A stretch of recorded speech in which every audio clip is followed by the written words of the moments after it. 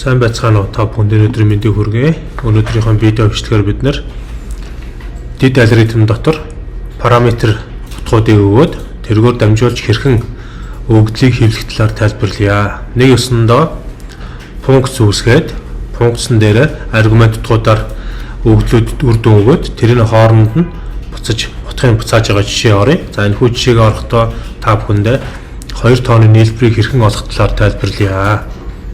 За юуны түрүүнд бид нэр дид функцаа үүсгэнэ. За дид функцаа үүсгэхдээ add function төслөөрийг дараад дотор нь add гэсэн дид функцийн нэрийг бичээд function name дээр add гэж бичээд за параметр 2 утга өгөх ёстой байгаа. Параметрийн эхний утгыг x бүхэл тайлбараар сонгоод OK. Хоёр дахь утгаа add төслөөрөө дараад y integer хэл бүхэл тайлбараар сонгоод OK. За тэгээд буцаах утган дээр нь none гэсэн утгыг аваад result утгыг сонгож өгнө. За энэ дээр бид нэр result гэсэн утгыг бичгтээ бичээд OK төслөөрөө дарнаа. За ингээд дарангуут бидний функц автоматар үүснэ. За энэ функц маань алгоритмын төрөлд болохоор дид алгоритм гэсэн төрөлтэй нэрлэгдэнэ. За дид алгоритм дотор бүхэл тоон хэлбэрээр result гэсэн хувьсгчийг зарласан байна. За энэ дээр бид нэр assign үйлдэл аваад дотор нь result тэнцүү x дээр нэмэх нь z гэсэн утгаа бичээд OK дарчна. За тэгээд бид нэр одоо main буюу үндсэн алгоритм руугаа буцаж очие. За параметрын хэлээр бол функц гэдэг маань үндсэн алгоритм гэсэн үг. Одоо параметрын хэлэн дээр функц үндсэн функц гэдэг бол бидний алгоритм дээр үндсэн функц, дид алгоритм гэдэг нь параметрын хэлэн дээр дид функц болж таарж байгаа маа.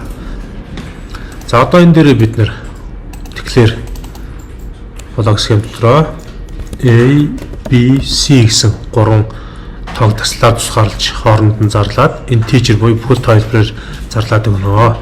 За үүнийхэн дараа input блок схем дотор A гэсэн хувьсгчийн утгыг компьютерийн keyboard-аас авахар болно.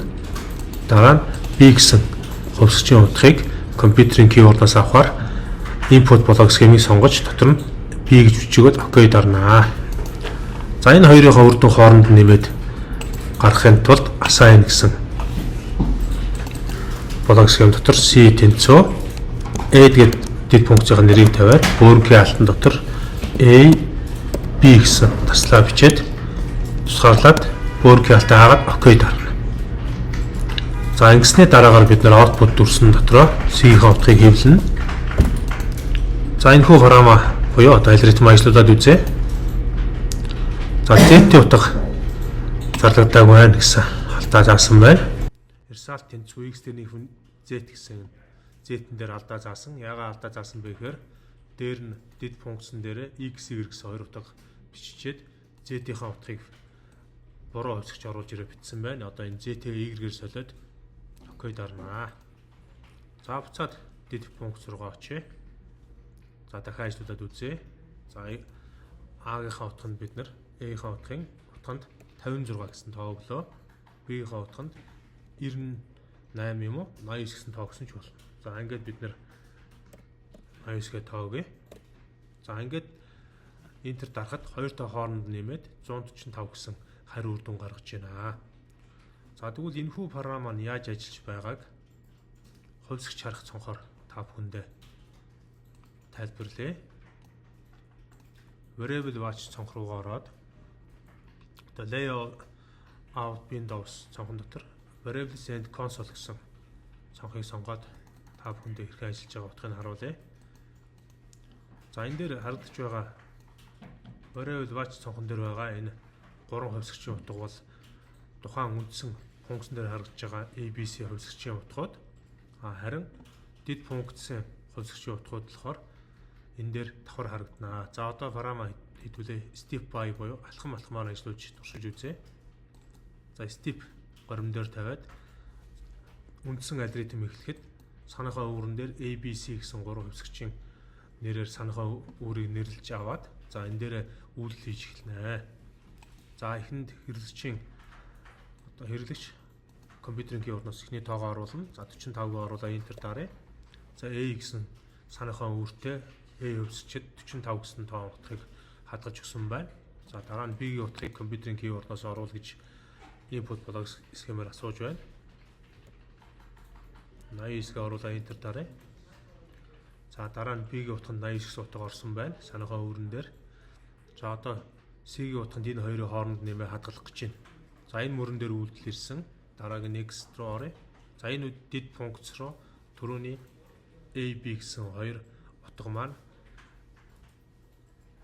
C тэнцүү add бөөргийн алтан дотор A дасал B гэсэн энэ хоёр мөрөн дээр юу хийж байгаа юм бэ гэхээр нэгсэндээ assign үйлдэл дотор энэ add гэсэн функцэн дотор A, B гэсэн хоёр хувьцагчийн утгыг аргумент болгож аваад нэгсэндээ 45 89 гэсэн хоёр утгыг аргумент болгож аваад add функцэн дотор оронгуудаа did algorithm дотор оронгуудаа x утга нь 45, y утга нь 89 болж хувираад за тэрийг хооронд нь result хувьцагчинд утгыг нэмж хадгалаад за энэ хадгалсан 134 гэсэн утгаа буцаагаад үндсэн функц руугаа утгын return дэлгүүрээр буцаачнаа. За буцаасан утга маань энэ мөрөн дээр ирээд C-дэд түрүүний үр дүн маань хадгалагдаад 134 хадгалагдаад буцаагаад дэлгэсэн хэвлэхээр 134 гэж хэвлэгдэж байна. За ингээд та бүхэндээ өнөөдрийнхөө видео бичлэгээр did algorithm дээр бид нэр хоёр тоог аргумент дугаалгаж өгөөд тэр хоёр тоогоо хооронд нь did algorithm-даа нэмээд үр дүнгийг буцаагаад үндсэн алгоритм дээр хэвлэсэн жишээг үзлээ.